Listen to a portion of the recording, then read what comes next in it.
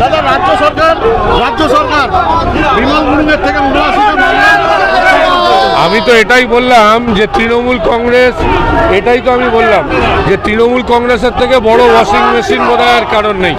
ঠিক আছে, তৃণমূল কংগ্রেসের থেকে বড় ওয়াশিং মেশিন কোথাও নেই যেখানে কালো থেকে সাদা করা যায়।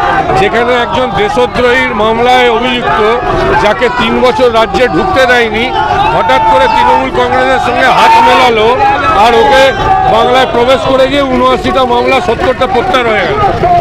ভাঙড়ের এক নেতা, তৃণমূল নেতা বলছে কেন্দ্রীয় বাহিনী থাকবে ক্যাম্পে, আমরা থাকবো বুথে আর মাঠে। এটাই তো তৃণমূলের কালচার হয়ে গেছে। কোনটা বলছে এটাই তো তৃণমূলের কালচার হয়ে গেছে।